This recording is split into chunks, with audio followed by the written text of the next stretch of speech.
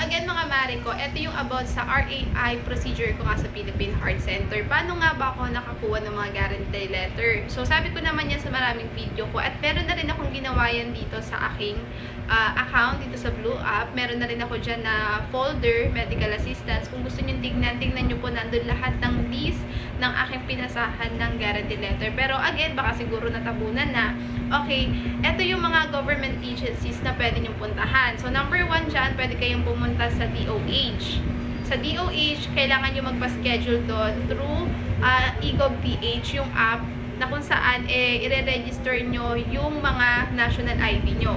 So doon, meron na ring eGov and meron yung tinatawag nating PACE. Yung PACE na yun is yung kay Presidential Bongbong Marcos. Kaso hindi ako doon, hindi ako doon in-accept kasi kulang ako ng requirements.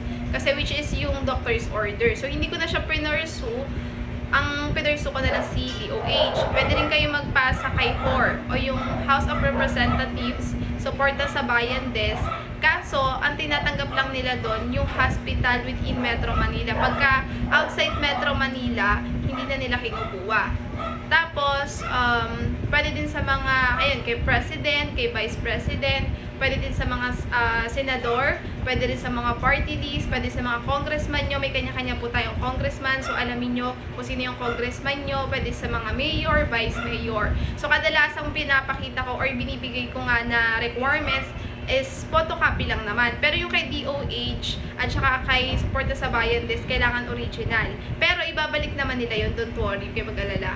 Tapos, ano nga ba yung mga nire-ready kong requirements? Medical assistance, sorry.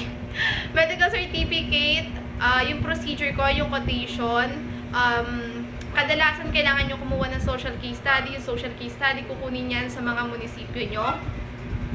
Barangay indigency, merong mga iilan talaga na government agencies na gusto nila naka-address sa kanila yung mga barangay indigency. Tapos yung ID nyo, mag-preferred kayo ng ID nyo. And huwag yung laging kakalimutan yung mga ID nyo kasi minsan kinakailangan talaga yung physical ID. So, ayun lang, sana nakatulong tong video ko kung nagpa-plan kayo na maglakad ng mga guarantee letter nyo. So again, kapag ka-president, vice president, senador, party list, yan, kahit taga saan kayo, pwede nyo yan lapitan. Kahit outside Metro Manila, NCR, pwede kayong lumapit doon. Kahit taga probinsya po kayo, yung 4 na yan pwede nyo lapitan. So, ayun lang. Bye-bye. Thank you po.